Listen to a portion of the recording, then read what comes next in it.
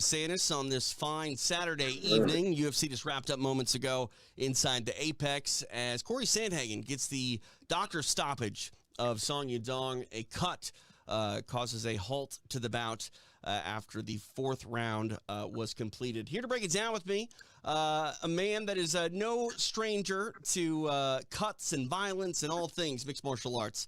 It is Ray Longo. Ray, how are you?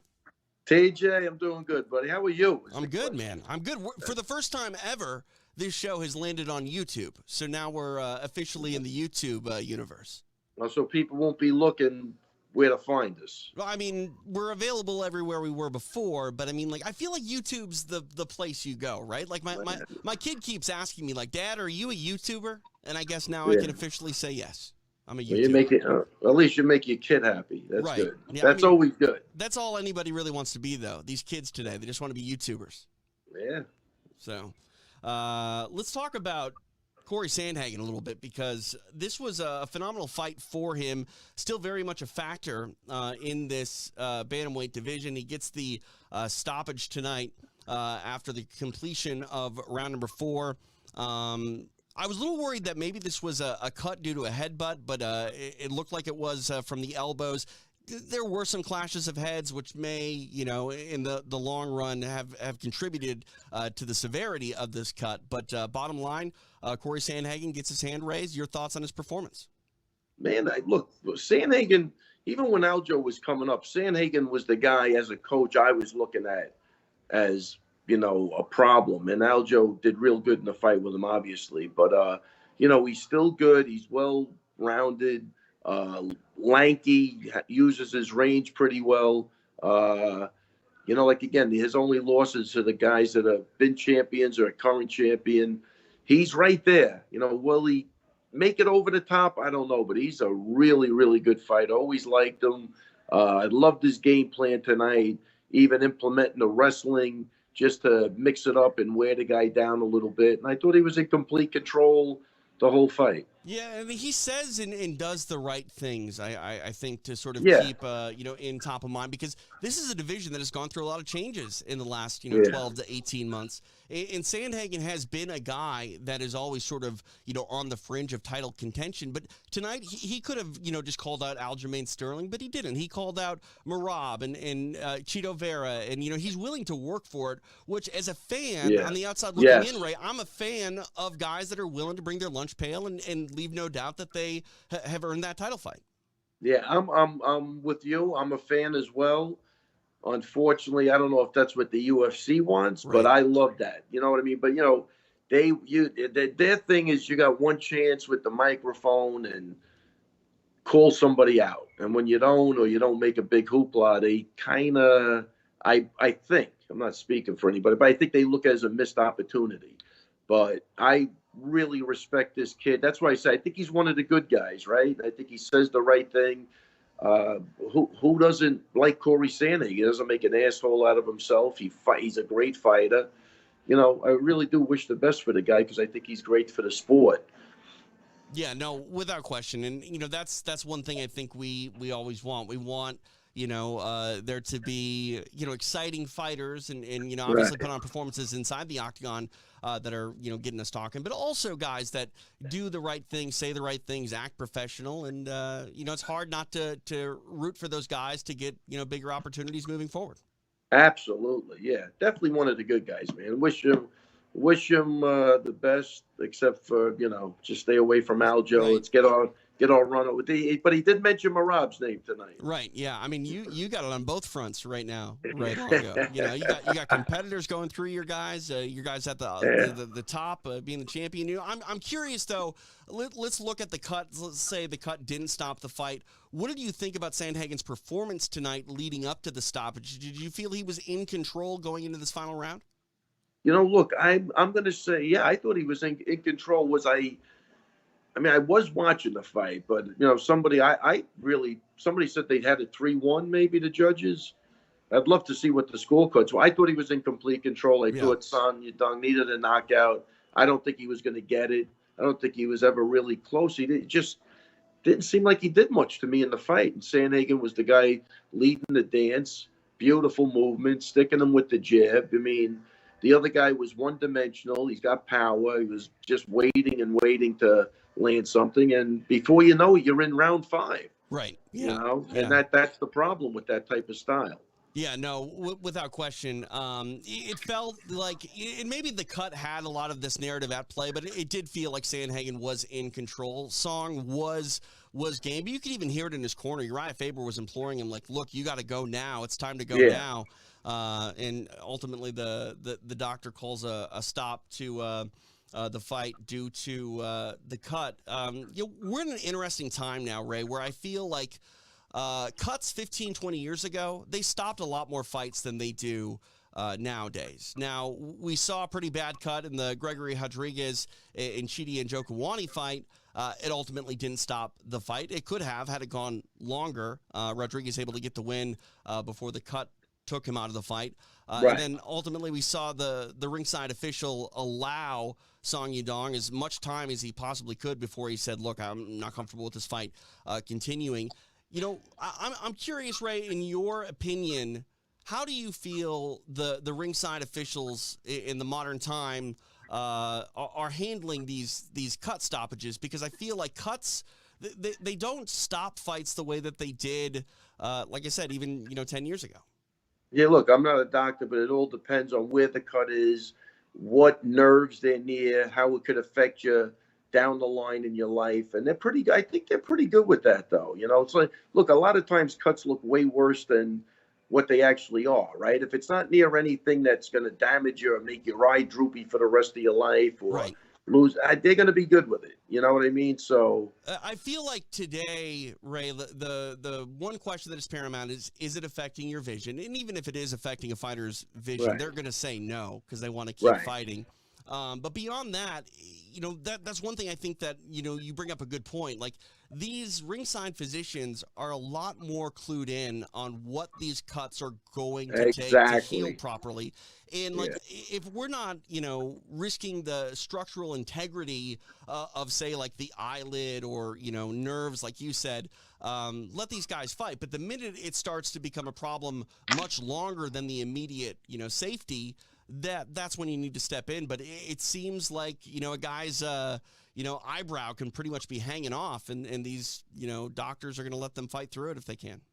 It's not for the weak of heart, TJ. Yeah, no, definitely. Look at Rodriguez, man. He had a brutal cut, but he came out and fought with urgency. Yeah, right. And I wonder if the cut was his motivation to turn it up like that. Oh, yeah, and that's the confusing part with Song Yadong is that it just seemed like he was waiting and waiting and waiting every so often, couple of shots. But that's, Uriah, it's you could take a horse to water, you can't make him drink. I mean, you have to really get in these guys' faces and they, like, hold them accountable. I mean, that's what I would do anyway. But it was time. I think it was time to go code red the round before. Yeah. You know. And that's the thing, too. It's always easier, on the outside looking in to say turn up the urgency, turn up the volume. Without a doubt. But the bottom line, I think, though, too, Ray, is these athletes need to take it upon themselves to understand what is at stake and how urgent they need to be. And some athletes, they, don't want to necessarily be told, look, you got to go now. In a way where it adds, too much pressure to them, and they don't go, and they're paralyzed by it. Other athletes want the corner to be screaming at them and go, look, you're going to lose this fight if you don't go now. And I feel like a lot of it comes down to the athlete themselves, right, Ray? Like, some athletes will see blood, and in the case of Gregory Rodriguez, put the pedal to the metal and get out of there. Others, maybe not so much.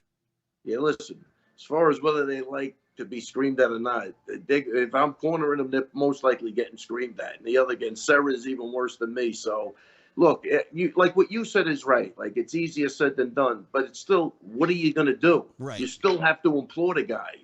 You got to hope that you can get through, or if this is why when you know your fighter and you've been in the gym, I'm probably not going to yell at a guy I know can't do anything.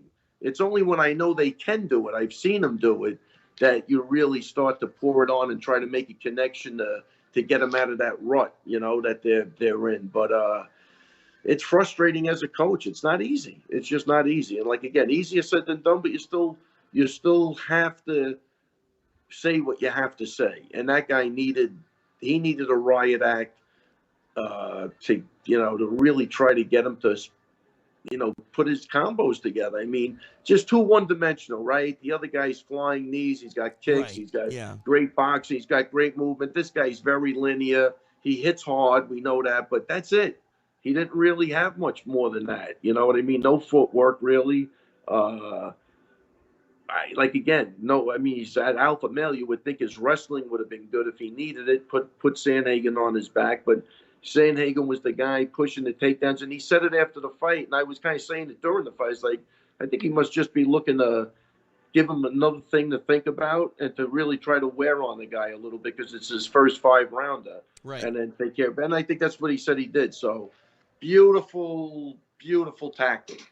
Speaking of tactics, Ray, I'm curious, when you have an athlete that cuts their opponent, how much of a target does that cut really become? Because, obviously you want to try to win the fight. You can win the fight by cut stoppage. Is it something that becomes a focal point of the offensive moving forward in a fight? I normally wait till they're in position. Then I would try work on the cut. You know what I mean? I don't want them focusing on just, because the cut's just one spot, right? You got a million tools. But I think it's something new to focus on because, you want to make it worse, but not to the point where it's going to hinder what you're doing. Well, you got to do what got you to, opening the guy up like that. But if it hits the floor and you see you have elbows or hammer fists that could open that up, that's when you're going to start work on the cut. You're out of danger for everything else if that's the situation. But yeah, so you don't want to make it, I think even as a fighter, if I see a guy cut, I'm going after it. Right. Not to the point where it stymies what I was doing, right. But I think it's not a bad motivational factor to see that cut and to say, man, I could end the fight if it gets a little worse. Yeah, and, let's talk about the opposite side of that coin. If your athlete is the one that is cut and is leaking, how much does that sort of impact, like, what you want to do? Do you tell them, look, we need to, change up the offense, maybe go for takedowns, not stand at range? It changes it a lot. And like it would have tonight, like, especially when you're looking at a cut and the doctor's telling you, like they told Rodriguez, we're giving you one more round or something. Right.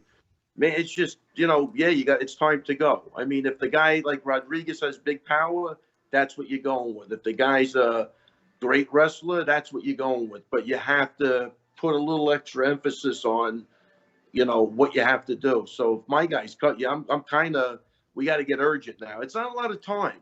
Right. You know what I mean? Like that's the crazy part with even like the 3-round fights. You give up the first round, you're forced to win those next two. You know what I mean? And then you get stuck on the cage a little bit. Next thing you know, the clock's ticking. There's 30 seconds left. It is very, those are long rounds, but when you're in certain predicaments, it just seems like it's 20 seconds. Yeah, and that's the thing, too. In mixed martial arts and 3-round fights, this isn't a 10-round boxing affair. One round in boxing can be a throwaway round. It's not a big deal. Yeah. In mixed martial arts, one competitive round can be the difference between a split decision.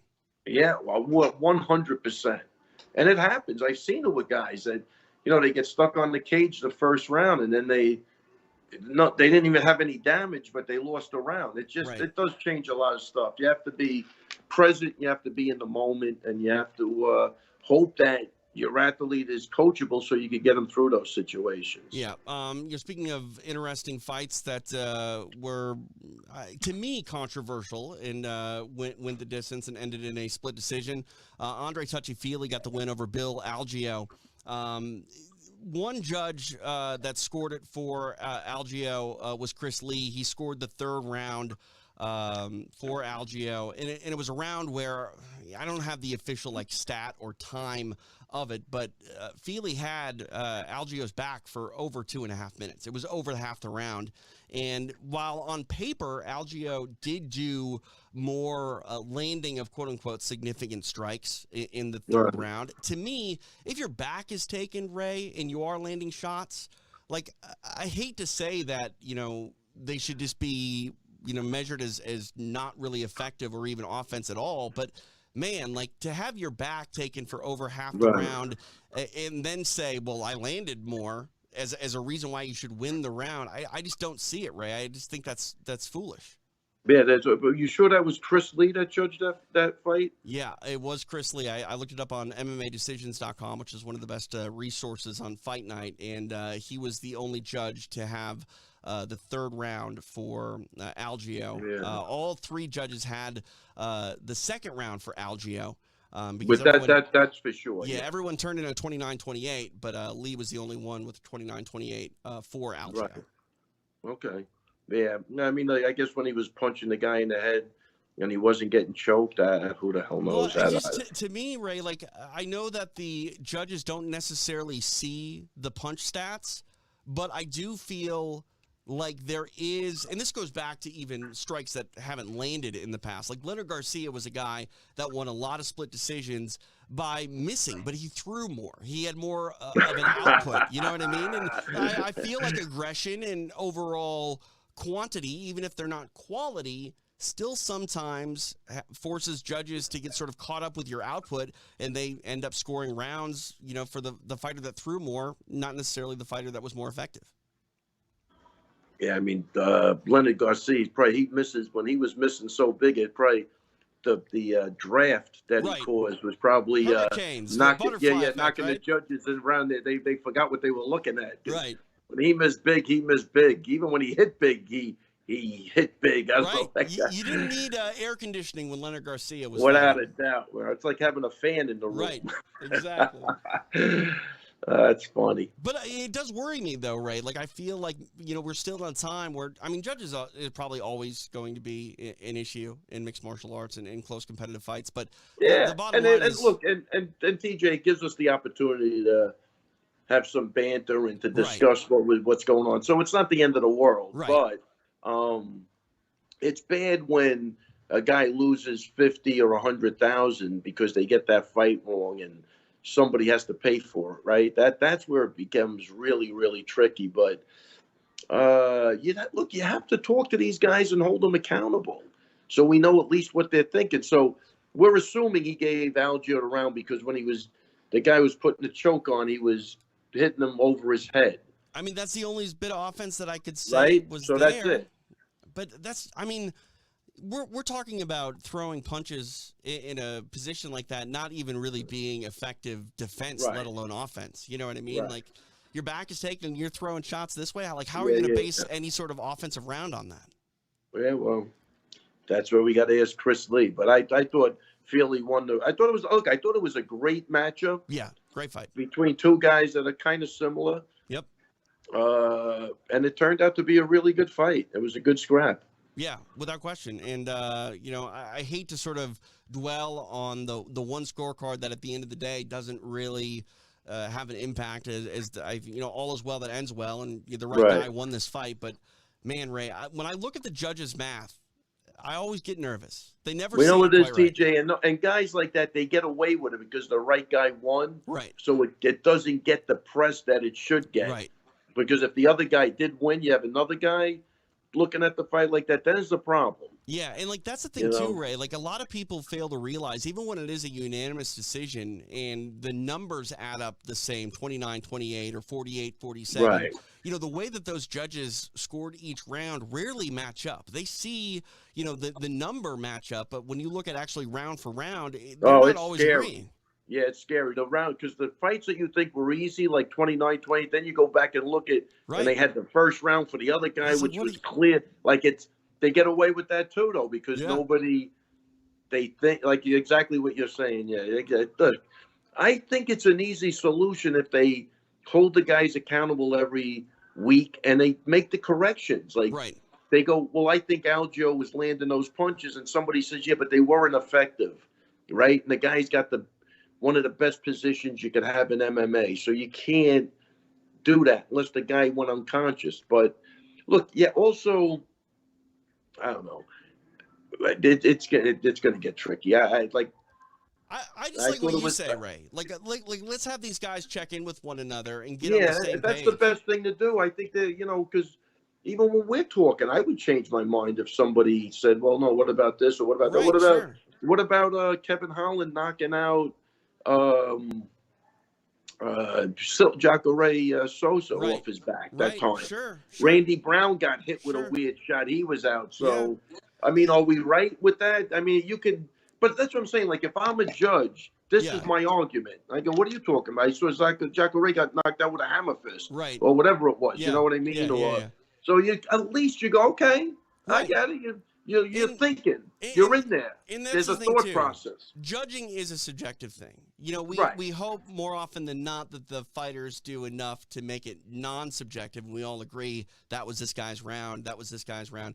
But Right. you know, there isn't anything wrong, I think, with breaking it down and asking questions. And What? Of course not. And you know, I know judges. I mean, they don't necessarily do this in the press and in the media, and I understand that. But you know, behind closed doors, I know Andy Foster in California has had his judges get on Zoom calls and talk about things and just get on the same Right. page, because that's all you want. You want continuity in your judging Right. criteria, and if your judges are at least talking to each other and explaining why or why not they I scored. think it makes it. I think it makes it a hell of a lot better, and I think everybody would be happy. Look, I think all we want at the end of the day, TJ, is for people to try Right. and to be transparent, so we get to understand what they're looking at. Yeah.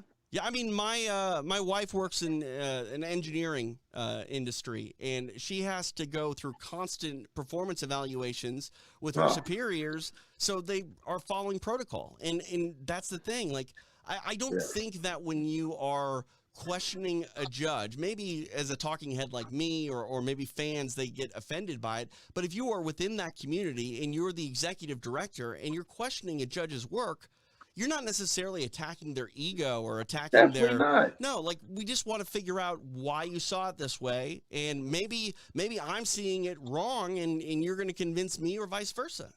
Nothing wrong Hey, with look. that. Yeah, right. Look, I've been in corporate America, right? So Right. at the end of the year, when the guy comes in for his review, I'd have my paper out and they go, what about this fight? Like when you scored it, for this guy, because I used to do it. Like they used to have, I think it was called the Hayes system or something back in the day. But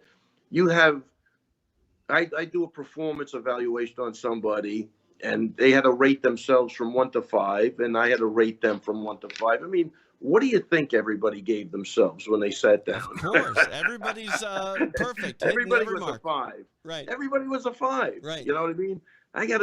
There were a couple of guys I had a 2, and they thought they were a 5. You know what I mean? Not like a 4. But this is the problem. Right. They have to be held accountable. Maybe every 6 months, give them an evaluation. Right, and I don't think Like, that. I mean, what's the matter with that? You're Right. not going to necessarily dock their pay every 6 Yeah, months. You're not right. going to. We just want to be on the same page, and that's one thing that I think.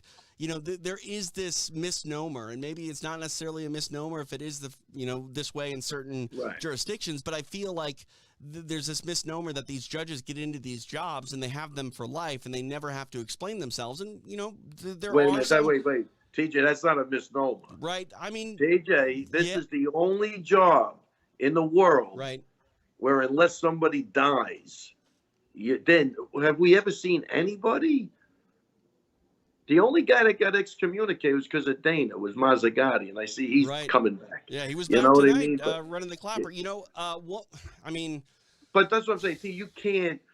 We've seen judges go to the underground forum, Ray, and make massive threads about why they felt the way they did, and those guys weren't even, lambasted. So I don't even want to get into that because there's a couple of real Right. weirdos out Right. there. But, right. But that- I mean, that you definitely are right. should be- You are right. There are Yeah. certain places where it's like once you grab a hold of that brass ring, it's yours forever. Oh, you're And- not going nowhere. And it's Come on, TJ. We could name 10 guys right now that shouldn't have that job still. 10. Right. I know. I'm not even joking. And what's wrong with that? And that's the thing too. It is interesting. I can't remember what athlete brought this up, but like, think about what these judges do at the end of the day. They directly impact, what a fighter is making, and they're invisible to almost everybody. Yeah, you can see them working cage side, but you never see their name next to them. A lot of people don't know. I mentioned Chris Lee. A lot of people don't know what Chris Lee looks like.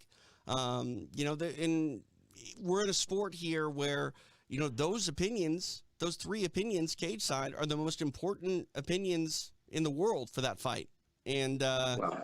You know, no one's really going up to a judge to take a photo with them or ask him a question or anything like that.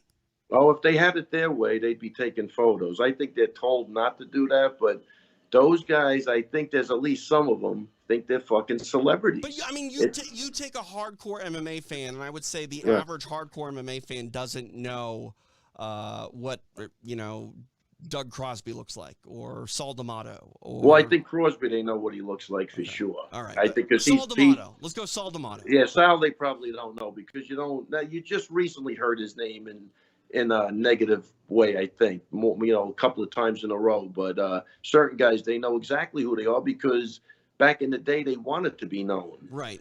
And when their explanations were off the wall, they thought they were right. I mean, there was a couple of things, man. I could send you some articles that are bizarre.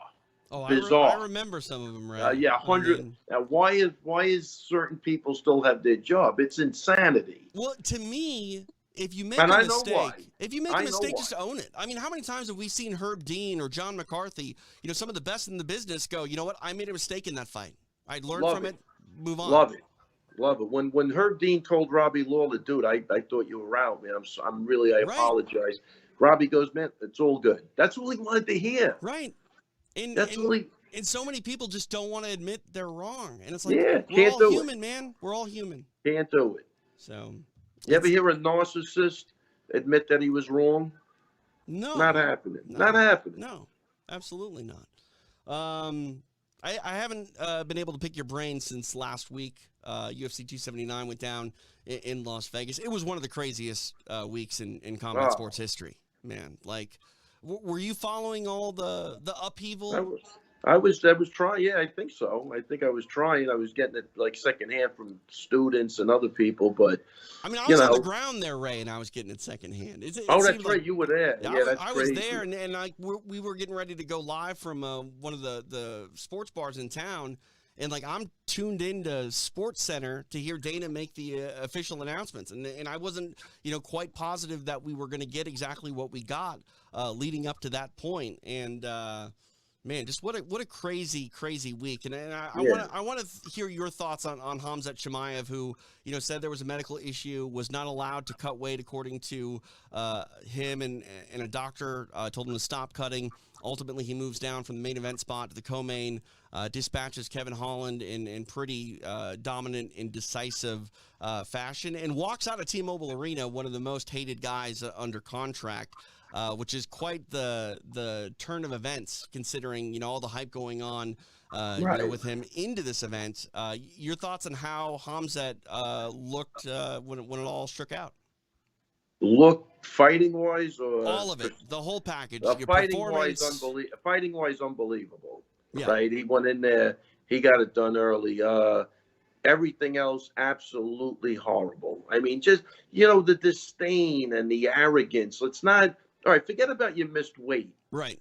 But you made 5 other guys fight different opponents, and you don't give a shit. You couldn't care less that Chinese guy had to fight 10 pounds heavier. And why the commission even let that happen, I have no freaking idea. Like, it's the kangaroo courtness of all of this craziness, right. That, the hypocrisy. Like, again, judging, you want consistency. You want any other guy that missed weight like that is out. I've had guys make weight. How does the doctor know what's going on? They're not near a doctor. Somebody called the freaking doctor. You know what I mean? And that's the thing too. When and I don't want to, get on anybody. I'm just, a guy who talks about MMA for a living, for a job. But when you are the athlete and you're seeking out the doctor's advice in a weight cutting situation, what do you think he's going to do? The doctor's not going to say, no doctor in their right mind is ever going to say continue cutting weight, even if your weight cut is fine. They're never going to tell you to keep cutting weight. Of course. It's like, I think this is crazy, but they do the same thing with the eye pokes. Whatever you do, you're instructed to tell the doctor, never tell the doctor you can't see. Right. So what are we doing, TJ? Yeah, right. So the doctor knows that, right? You're in there, you can't see. No, I'm good. So I think, is that helping anybody? Dude, it's crazy. But look, everybody could fuck up a weight cut. I think it's bullshit. It's unprofessional. I'm just, only reason I'm saying that is to get to the second point. But God, when you get that microphone, apologize to the other guys that you fucked those. You screwed up everything, and you don't give a fuck. Some of those That's other guys, they should have beat the crap out of them. that's what was so odd to me, Ray, was how dismissive of his mistake he was. Horrible. And maybe Which he was, had a conversation with Dana. Maybe he, was more remorseful behind the scenes. I hope so, because that would make some sense. But the way that he came off in the public side of things was like he was better than this whole situation and he did nothing wrong. And I'm just sitting there going like, this event almost didn't happen. Unless, TJ, there's something we don't know. Unless we're missing something. Maybe, I don't know. Unless he was making weight and he didn't agree with the doctor, but he never called him. But somebody, I don't know. It seems very weird to me. It's but not. I've never heard of a doctor like just poking their head into a weight cut that wasn't called to do so. Yeah, right. But either revive. So I don't know. But he's acting like they wouldn't even let him try to make weight. So he's. So what do you I know thought he unraveled. I thought he actually unraveled during this whole thing. He didn't want to answer a question. Rogan was trying to get him, but where are you gonna do? He couldn't. That's not a good look, man. No. But again, anybody else would have been gone. We wouldn't even be. We'd be talking about. Do you think it was right, Dana, let the guy go? But this guy, because he looks like he's got a future with something. It's okay, I guess. I don't know. And if you're Sean Shelby, McMahon, Dana White, like you can't put this guy in a title fight off of a performance like this. You can't reward him with a welterweight title fight. Do you take welterweight off the table from Khamzat? Do you say congratulations, you're a middleweight fighter now moving forward until you can prove otherwise? Without a doubt. All right. Without a doubt. I do. Yeah. Look, he's got to be penalized somewhat. Right. Yeah. Because I don't even know if he lost money in his purse necessarily, right? Because he took a catchweight fight essentially. So that's interesting. I don't know. That's interesting. Yeah, right. Because he took the other fight. Right. That's interesting. I don't know. I see. I think the UFC rolled over that because they paid everybody extra money just to keep everybody happy. Right. Yeah. And who knows? But that's a good point too. To see even whether they find him or not, they made it worthwhile for that guy to fight. For sure. You know what I mean? And you mentioned Li Jingliang. He fought Daniel Rodriguez, who's 10 pounds heavier than him at weigh-ins. Lee was, I think, 14 in the welterweight rankings. He lost a controversial decision. He won that fight. Right. Yeah. I thought he won that fight. But what's crazy is he lost his ranking. Daniel Rodriguez got his ranking. And it's like, the fight technically wasn't even in the welterweight division. I don't believe that. Kind of crazy, right? I'm not following that. How does he get his ranking? The guy, wait a minute. Yeah. So, yes, again, Lee was ranked 14 at 170 pounds. He fights Daniel Rodriguez at 180. Yeah. And Daniel Rodriguez is now 14 in the welterweight rankings. And I don't believe that. That's just not even right. I don't know what the logic behind that is. That doesn't make any sense at all. Talk to the rankings committee, I guess. Yeah, who's that? Oh, they're all listed. They're all listed on the website. You can find them. Oh wow! All right. Let's see here. Your thoughts, Nate Diaz, in what potentially could be a swan song in the UFC. He submits Tony Ferguson. It was a fight that was great. I think a lot of people were saying that fight was better than the Khamzat fight on paper, and a lot of people bought this pay-per-view because they were more into that fight than the original one that was slated. Your thoughts? I'm happy. Look, I like Nate a lot, and I like Tony. They're nice guys. I'm happy for them. Was it entertaining? Yeah, good fight. I would, like I said previously somewhere, I would have rather seen the fight 8 years ago. I just saw I just saw Sugar Ray at the school. We had the fight on Sugar Ray Leonard against Hector Camacho. I never want to see that fight again. Leonard, that wasn't even Leonard. I don't want to. Yeah. It's just PJ. It would have been a great fight when they were both in their prime. Now it just looked like one guy wrote. It looked like two drunk guys at a bar. I love Nate. He had to change, but again, they had to change their opponents. Right. Yeah. Last minute.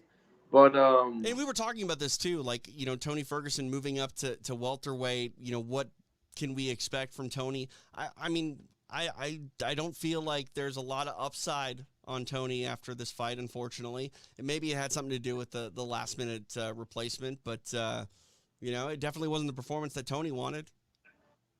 You know what? That's where it gets interesting, TJ. It definitely wasn't the result he wanted. Looks like he was Mr. Happy Pants with a loss too. He was all happy in there. It was He's weird. having a great time. It's weird. Everything. It was a little bizarre to me. Yeah. You know what I mean? I'm kind of. You know what it looked like? Like when I was growing up, my father would talk about DiMaggio and all the old Yankees, and sure. we'd watch an old timers day, and I'd be looking, going, "What the fuck am I like? What the guy barely can make it around the right. bases." But you know what I'm saying? Yeah. Like that's what. Like if I had a friend come over and go, "You're gonna love this sport," right? That's you know what I mean? You're showing him. That's not the fight you're showing them, and that would be a problem. But because they have such entertainment value and such a big fan base, yep.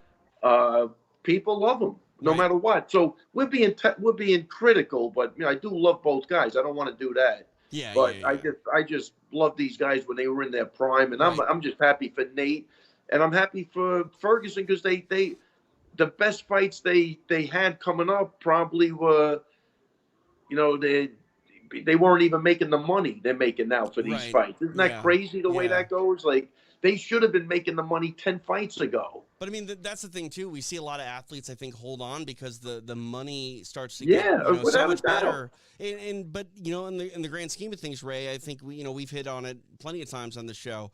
At what point are you doing a disservice to your legacy by continuing to go out there and being billed as, the guy that did X, Y, and Z? It's like, yeah, you're that guy, but you were that guy 10 years ago. That guy's not necessarily here today.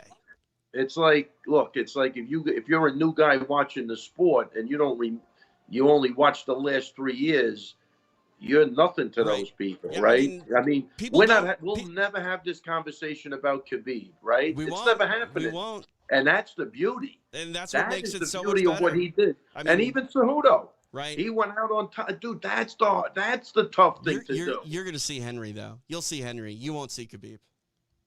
But it's still, for right now, perfect. Yeah, no, we don't know.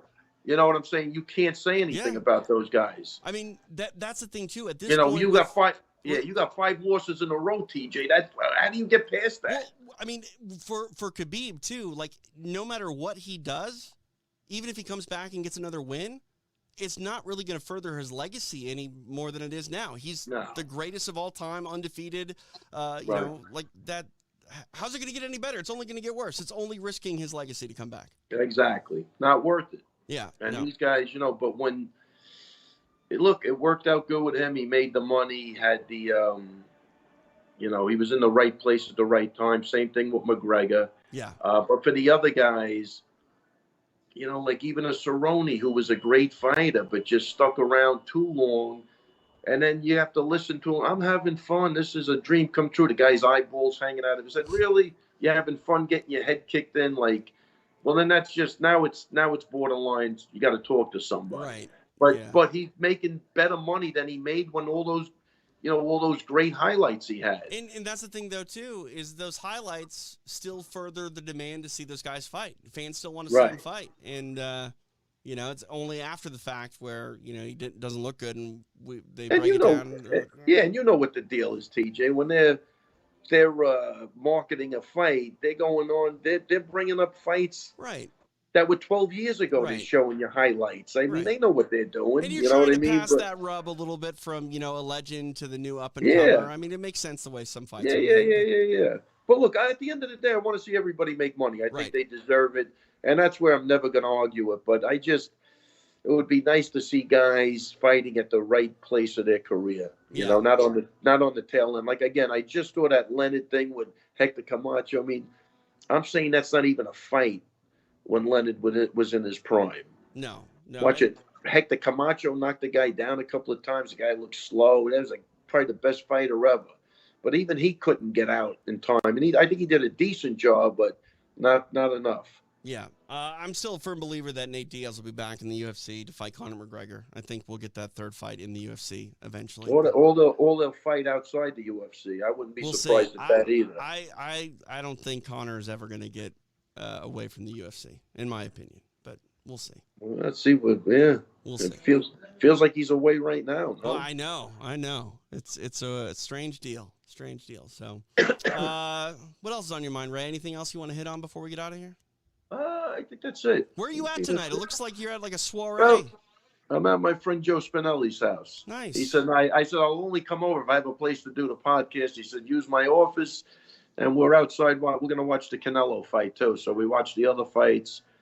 We had a great time, and go out and watch the Canelo fight. It was off the air, but you made my night. You got me like 90 seconds with Ally Quinta, who's one I of my tell you, favorite I was people. dying. You know, when I saw him, I wanted him to come in and do the show with me, but I didn't. I just ran in and left him out there. But I'm glad you got to talk to him. I love me some Ally Quinta. I always have a good time when he's around, man. He's just a great kid, man. How can you not? How can you We not? have a blast. Yeah. So, Good all right, time. Ray. Well, I appreciate you staying up late to go enjoy the rest of your night, and we'll be chatting soon.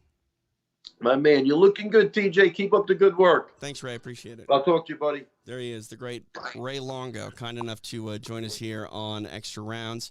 Let's see here. We still got some things to do before we wrap up the night. Have you seen the Nosebleeds yet? The all-new original program from UFC Fight Pass. It's definitely must-see TV with the Sklar brothers. You can take my word for it, or I could just play this promo now, and you can see exactly what I'm talking about.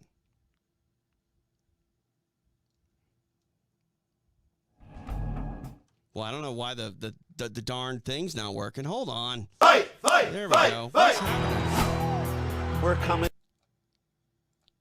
Wow. Fight! We're coming to you from 3 floors below the Octagon with a show that's going to take a new look at some of the most insane moments in UFC history. This is probably going to ramp up slowly over time. And oh my God! This guy looks like if the local news had a magician on staff. Butterbean answering the age-old question, what if a thumb was a person?